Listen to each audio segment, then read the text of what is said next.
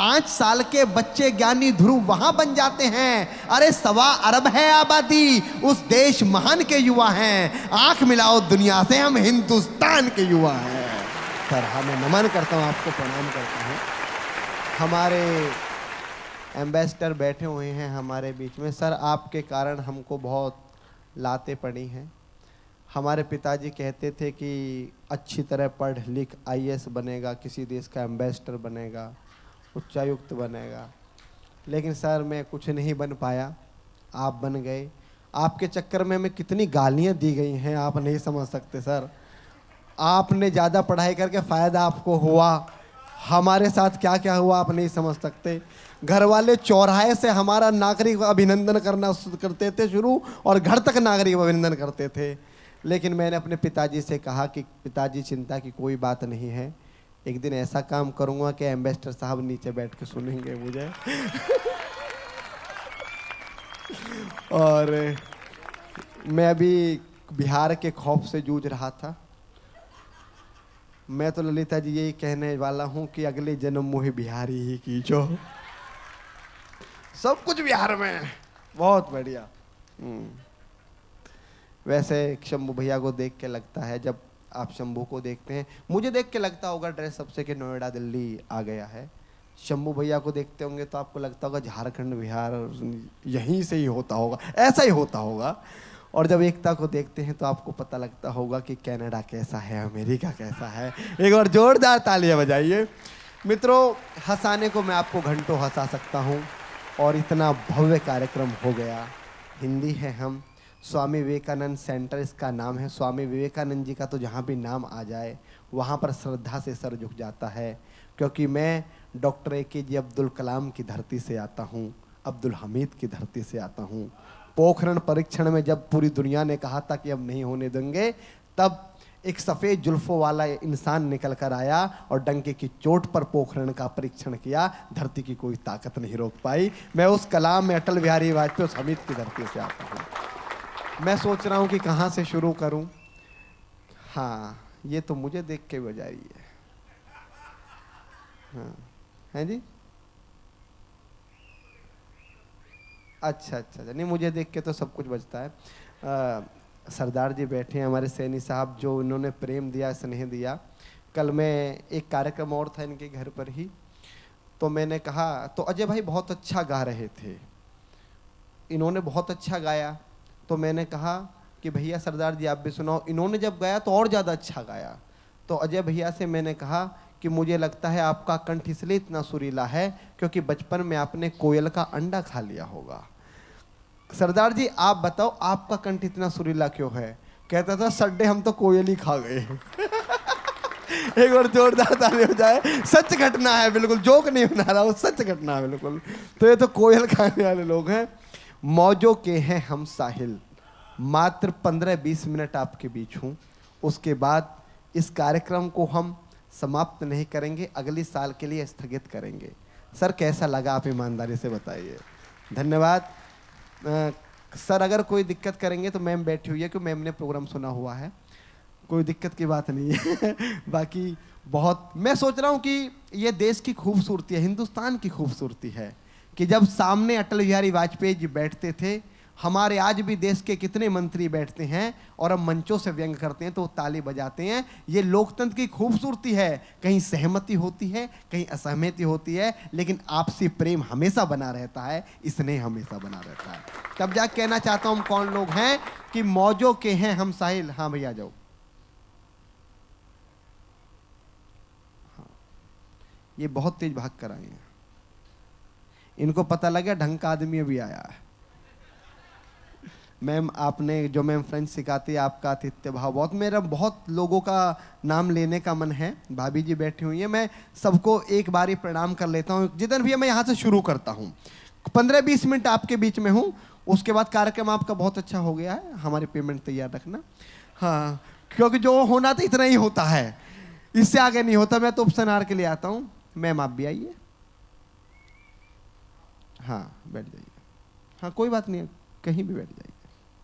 कि मौजों के हैं हम साहिल, खुशियों के आनंद हैं हम, आक्रोश में शेखर हम हैं, ज्ञान विवेकानंद हैं हम। आभार तंजानिया, बहुत बहुत धन्यवाद। कि आक्रोश में शेखर हम हैं, ज्ञान विवेकानंद हैं हम। दयानंद के 4 वेद हैं और कृष्ण की गीता है। पतिव्रता नारी सावित्री और यहाँ की सीता है। अशुभ पकड़कर श्री राम का लवकुश भी तन जाते हैं।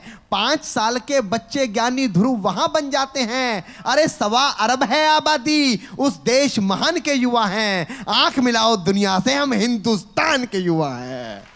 आभार।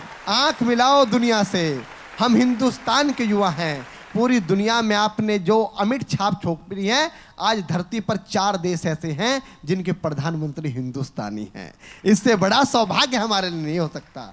हम एक ऐसी संस्कृति जिसने सैकड़ों साल गुलामी झेली हो।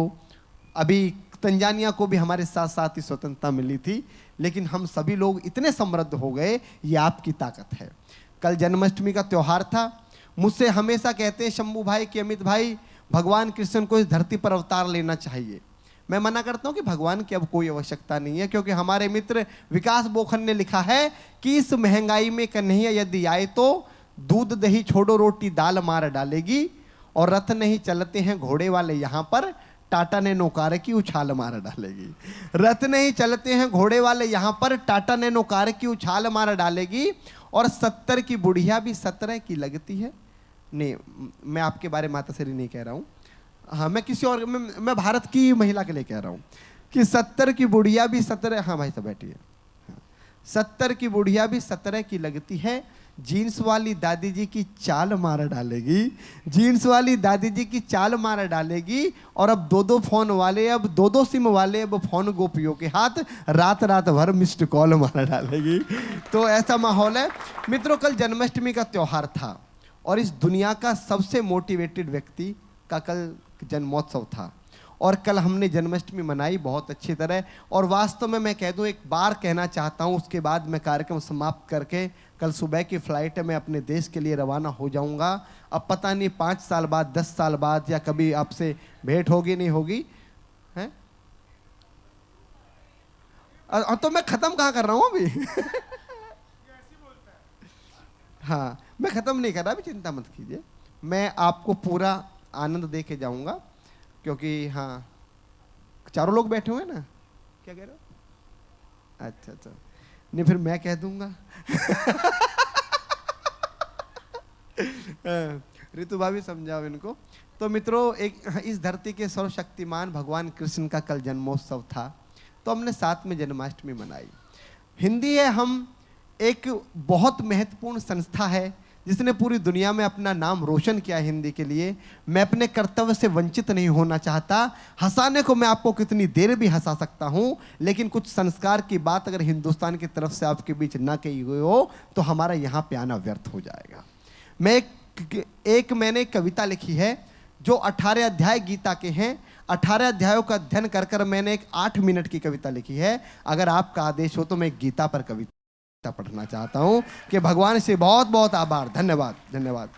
कि तलवार, धनुष और पैदल सैनिक, इसकी आधे मिनट की भूमिका इतनी है कि भगवान श्री कृष्ण पांडवों के पास गए, उन कौरवों के पास गए और कहा कि अगर आप आधा राज्य नहीं दे सकते तो केवल 5 ग्राम दे दीजिए, मैं 5 गांवों पे पांडवों को मना लूंगा और इस भीषण विध्वंस को टाला जा सकता है। लेकिन दुर्योधन ने भगवान को अपमानित करके भगा दिया और कहा कि ग्वाले यहां से भाग जा, बिना युद्ध के तो मैं सुई की नोक बराबर भी जमीन नहीं दूंगा। भगवान ने युधिष्ठिर से कहा कि अब तुम्हारे पास कुछ बचता नहीं है, अब तो युद्ध ही शेष है। तो कुरुक्षेत्र का मैदान है, एक तरफ पांडवों की सेना है, एक तरफ कौरवों की सेना है, और यहां से कविता जन्म लेती है। एक एक पंक्ति पर आपका ध्यान चाहता हूं, क्योंकि जो पंक्ति मन से ऊपर निकल जाए वो मंत्र हो जाता है। समझ लेना कि बहुत अच्छी बात की है, बहुत बड़ी बात की है। कोई पंक्ति समझ में आए तो ताली बजाओ, कोई पंक्ति नहीं समझ में आए तो और जोर से ताली बजाओ, क्योंकि जो आपका पड़ोसी है वो आपको अतिरिक्त विद्वान जरूर समझेगा। तो एक बार जोरदार ताली बजाइए। मैं कविता शुरू करना चाहता हूँ कि तलवार। आज आपने बहुत बहुत ज़्यादा ताली बजाई ललिता जी, मैं आपको नमन करता हूँ, बहुत बहुत धन्यवाद। और अगर कोई बेस्ट तालियों के अवार्ड मिलना चाहिए तो ललिता जी को मिलना चाहिए। कि तलवार, धनुष, मेरी बार में हमारे भाई आगरा वाले अजय भैया भी बैठे हुए हैं, उनको भी नमन करता हूँ, बहुत प्रेम उन्होंने दिया। कि तलवार, धनुष। सर आप भी आ जाइए, थोड़ी जल्दी आ जाइए, मैं आपका वेट कर रहा हूँ। सर जब बड़ा कवि पढ़ते हैं तभी आते हैं, फिर चले जाते हैं। इसलिए जब शंभू पढ़ रहे थे चले गए थे। सर आ गया, वो आ गया, बिल्कुल आ गया, जाओ। हाँ नहीं आ जाओ सर, आ जाओ, कोई दिक्कत वाली बात नहीं है। आप शंभू भैया, यहाँ के लोग सब एक जैसे ही हैं, बैठो, कोई दिख रहे। ताली बजाओ एक बार जोरदार, मैं शुरू करना चाहता हूँ। नमन सर, प्रणाम प्रमोद सर, बहुत बहुत आपके अरेंजमेंट के लिए मैं इतना अच्छा माइक तंजानिया मिल जाएगा मैंने कल्पना नहीं की थी। एक बार जोरदार ताली बजाए स्वामी विवेकानंद सेंटर के लिए। बहुत बढ़िया साउंड है, बहुत अच्छा साउंड है सर आपको। हैं कईम भाई, हाँ जो भी भाई हैं नमन उनको भी। कि तलवार धनुष और आ जाइए शंभू भैया। यार आप मेरी बारे में चले जाते हो, मैंने आपकी उन कविताओं पर भी ताली बजाई जो मेरे समझ में नहीं आई। आ जाओ। हाँ तलवार धनुष, एक बार ताली बजा दे। हाँ सुनाओ। एकता बेटा फोन रख दो। हाँ इतनी रात में, या तो उधर से जो आ रहा है उसका क्या करे। ना हमें समझ रहा हूं कि इतनी रात में उधार वालों के आते हैं, जुगाड़ वालों के आते हैं, और उधार वाली तुम लग नहीं रही हो। जोरदार ताली बजाइए। एक तो यहाँ बैठो, फोन छोड़ के बैठो, यहाँ बैठो। जब बड़े कवि पढ़ते हैं तो ध्यान देते हैं, संस्कार सीखो मंच पर बैठने का। कि तलवार धनुष और पैदल सैनिक कुरुक्षेत्र में खड़े हुए, रक्त पिपासु महारथी एक दूजे सम्मुख अड़े हुए। कई लाख सेना के सम्मुख पांडव 5 विचारे थे। एक तरफ थे योद्धा सब, एक तरफ समय के मारे थे। महासमर की प्रतीक्षा में सारे ताक रहे थे जी, और पार्थ के रथ को स्वयं केशव हाँक रहे थे जी। आभार। और पार्थ के रथ को स्वयं केशव हाँक रहे थे जी। रणभूमि के सभी नजारे देखने में कुछ खास लगे। माधव ने अर्जुन को देखा, अर्जुन उन्हें उदास लगे। कुरुक्षेत्र का महासमर एक पल में तभी सजा डाला। 5 जन्य उठा कृष्ण ने मुख से लगा बजा डाला। हुआ शंखनाद जैसे ही सबका गर्जन शुरू हुआ। रक्त बिखरना हुआ शुरू और सबका मर्दन शुरू हुआ। कहा कृष्ण ने उठ पार्थ, कहा कृष्ण ने उठ पार्थ, और एक आंख को मीच जरा, गांडी ऊपर रख बाणों को, प्रत्यंचा को खींच जरा, और आज दिखा दे रणभूमि में, आज दिखा दे रणभूमि में योद्धा की तासीर। यहां इस धरती पर कोई नहीं अर्जुन के जैसा वीर। यहां आभार।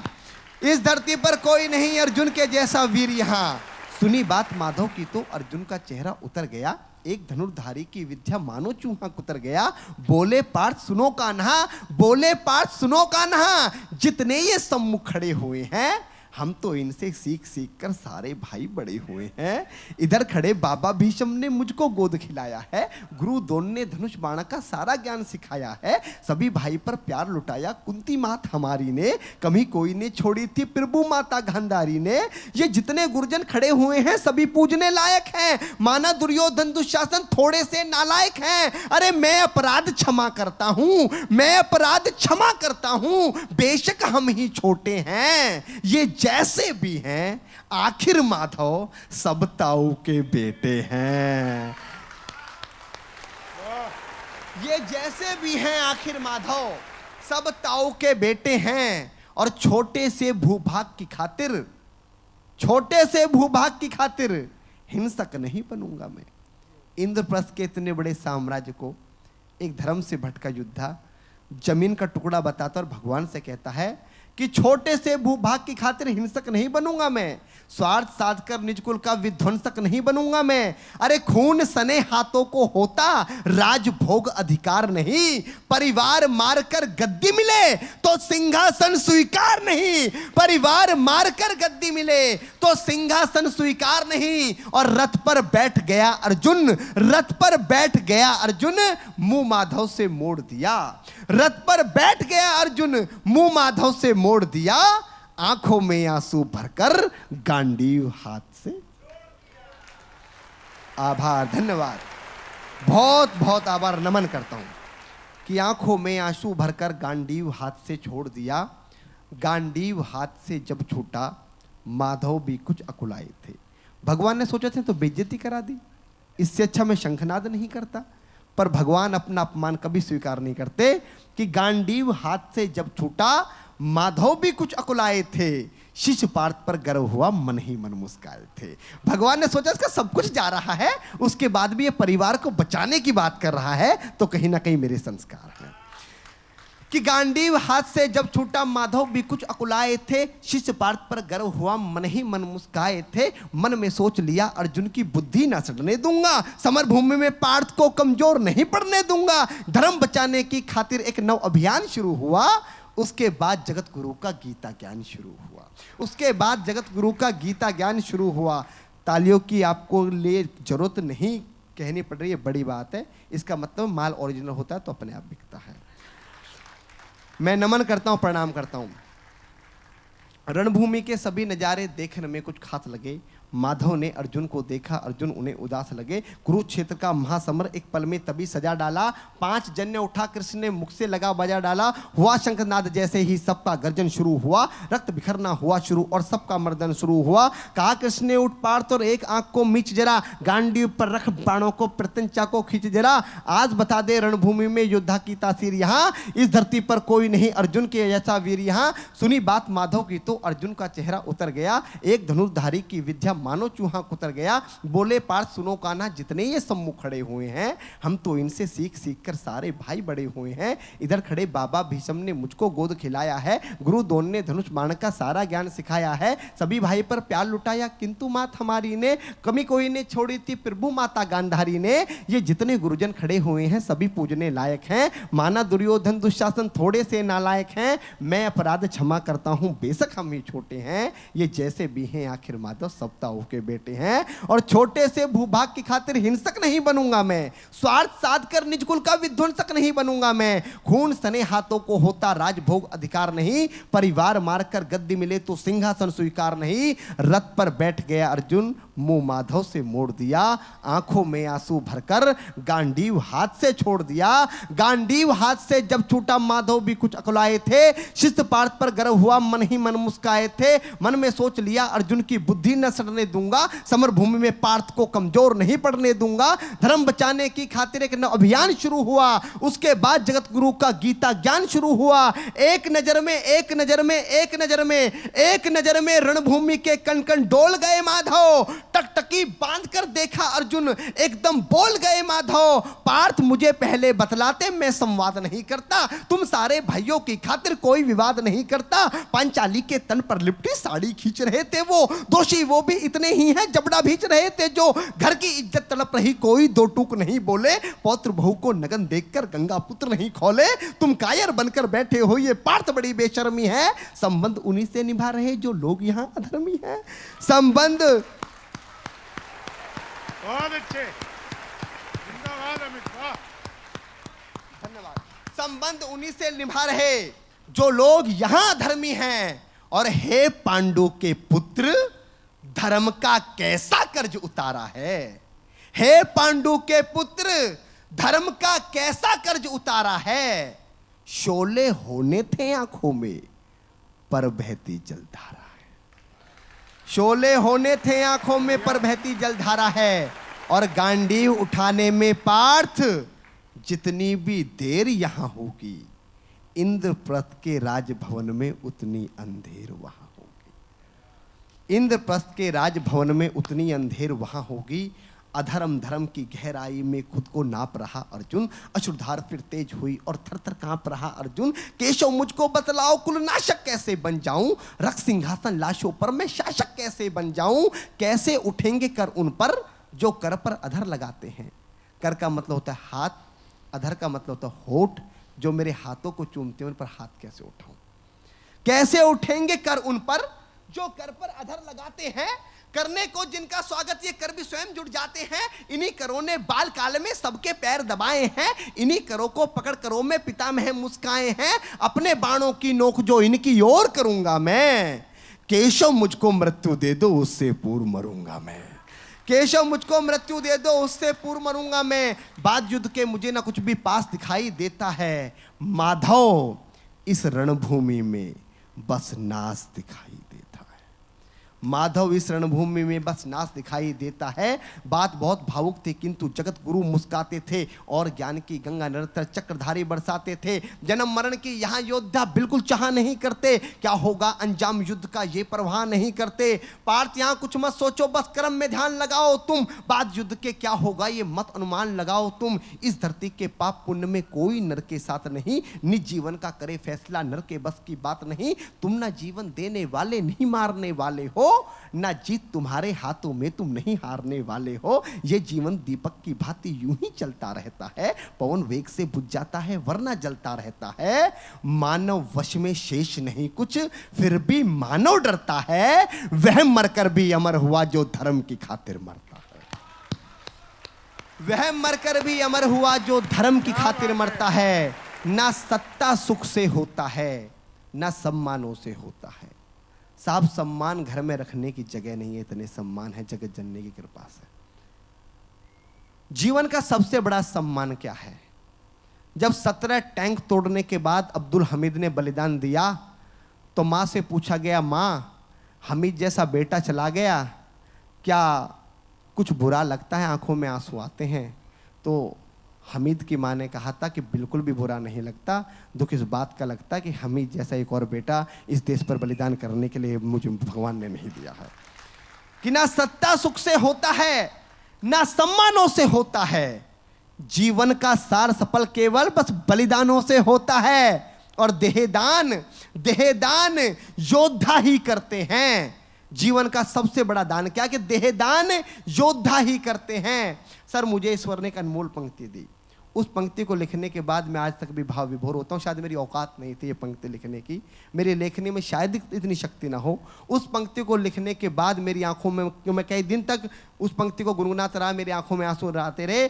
पंक्ति आपको निवेदित करता हूँ, जो कविता समझने वाले हैं, जो हिंदी समझने वाले हैं, ये पंक्ति उनके दिल पर ठक से दस्तक देगी कि देहदान योद्धा ही करते हैं, देहदान योद्धा ही करते हैं। ना कोई दूजा जाता है, रणभूमि में वीर मरे तो शव भी पूजा जाता है। क्या बात है, वाह वाह वाह वाह वाह, बहुत अच्छा। रणभूमि में वीर मरे तो शव भी पूजा जाता है। और योद्धा की प्रवृत्ति जैसे, एक पंक्ति में श्रीमद् भागवत गीता का सार बताता हूं, भगवान पूरी गीता में क्या कहना चाहते थे। कि योद्धा की प्रवृत्ति जैसे खोटे शस्त्र बदलती है, वैसे मानव की दिव्य आत्मा दैहिक वस्त्र बदलती है। वैसे मानव की दिव्य आत्मा दैहिक वस्त्र बदलती है। ये मान और सम्मान बताओ। उसके बाद अर्जुन कहता है कि ये मान और सम्मान बताओ, मुझको जीवन दान बताओ। जीवन मृत्यु क्या है माधव, मुझको जीवन दान बताओ। अरे काम क्रोध की बात कही तो मुझको उत्तम काम बताओ। अरे खुद को ईश्वर कहते हो तो जल्दी अपना नाम बताओ। खुद को ईश्वर कहते हो तो जल्दी अपना नाम बताओ। इतना सुनते ही माधव का धीरज पूरा डोल गया। 3 लोक का स्वामी फिर बेहद गुस्से में बोल गया कि कान खोलकर सुनो पार्थ, मैं ही त्रेता का राम हूं। कान खोलकर सुनो पार्थ, मैं ही त्रेता का राम हूं। कृष्ण मुझे सब कहते हैं, मैं द्वापर का घनश्याम हूं। रूप कभी नारी का रखकर मैं ही केस बदलता हूं। धर्म बचाने की खातिर मैं अनगिन वेश बदलता हूं। विष्णु जी का दशम रूप में परशुराम मतवाला हूं। नाग कालिया के फन पे मैं मर्दन करने वाला हूं। बाकासुर और महिषासुर को मैंने जिंदा गाड़ दिया। बाकासुर और महिषासुर को मैंने जिंदा गाड़ दिया। नरसिंह बनकर धर्म की खातिर हिरण्यकश्यप फाड़ दिया।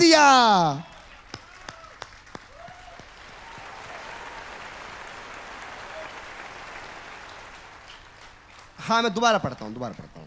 कान खोलकर सुनो पार्थ, मैं ही त्रेता का, लेकिन दोबारा इस शर्त पर कि पहली बार से ज्यादा ताली होनी चाहिए। कि कान खोलकर सुनो पार्थ, मैं ही त्रेता का राम हूं। कृष्ण मुझे सब कहते हैं, मैं द्वापर का घनश्याम हूं। रूप कभी नारी का रखकर मैं ही केस बदलता हूं। ये कीर्तन वाली नहीं, जब लास्ट में पंक्ति खत्म हो जाए तब बजाना है। कान खोलकर सुनो पार्थ, मैं ही त्रेता का राम हूं। कृष्ण मुझे सब कहते हैं, मैं द्वापर का घनश्याम हूं। रूप कभी नारी का रखकर मैं ही केस बदलता हूं। धर्म बचाने की खातिर मैं अनगिन वेश बदलता हूं। विष्णु जी का षष्ठ रूप में परशुराम मतवाला हूं। नाग कालिया के फन पे मैं मर्दन करने वाला हूं। बाकासुर और महिषासुर को मैंने जिंदा गाड़ दिया। नरसिंह बनकर धर्म की खातिर हिरण्यकश्यप फाड़ दिया।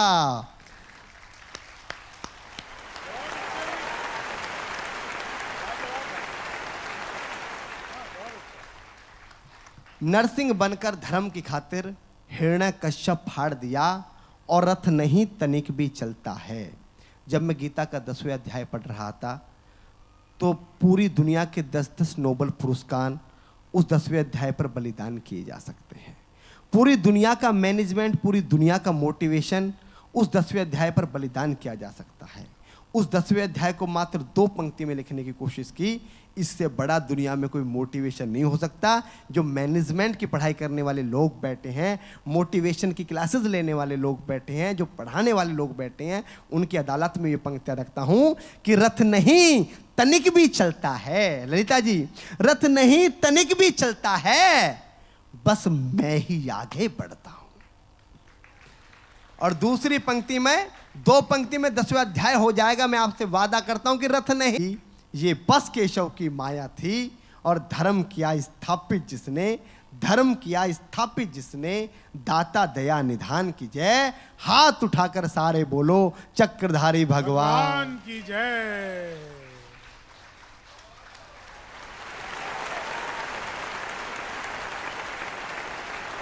आ जाओ भैया, जाओ। मैं आपसे एक निवेदन करना चाहता हूं। अब 9:30 पौने 10 का समय हो गया है और कवि सम्मेलन को कभी तृप्ति पे समाप्त नहीं किया जाना चाहिए, हमेशा प्यास पे समाप्त करो, क्योंकि अगली बार फिर भी तुम्हें किसी कवि को बुलाना है। एक बार जोरदार ताली बजाए। भारतीय उच्चायुक्त सभी को मैं नमन करता हूँ, प्रणाम करता हूँ। भोजन का समय हो गया है। जिन्होंने, धन्यवाद सर, बहुत बहुत आभार, प्रणाम, नमन। ऐसे ऐसे लोग, एक बार खड़े होकर तालियां अमित शर्मा के लिए। एक बात, और मैं फोटो भी ले रहा हूं। मैं बस ये कहना चाहता हूं कि जितना प्रेम मिला, हम सोचते थे पता नहीं तंजानिया कैसा रहा होगा। बस मैं यही कहना चाहता हूं कि जिस प्रकार अपने देश, अपने परिवार के आप उन्नति में योगदान दे रहे हैं, इस देश के भविष्य के लिए भी योगदान देते रहिएगा। क्योंकि जहां हम रहते हैं, हम पहले उस जगह को साफ करते हैं, उस जगह को अच्छा करते हैं, तब जाकर हम अपनी आगे की जगह बनाते हैं। क्योंकि हम वसुधैव कुटुंबकम वाले लोग हैं। हिंदू, मुस्लिम, सिख, ईसाई आपस में सब भाई भाई, ये नारा तो बहुत नया है। हमारे वेदों में कई हजारों वर्ष पहले कह दिया था वसुधैव कुटुंबकम। पूरी धरती एक परिवार है, पूरा समस्त ब्रह्मांड एक परिवार है, 7 सागर इसमें आते हैं, अखिल ब्रह्मांड इसमें आता है। नमन, प्रणाम, सत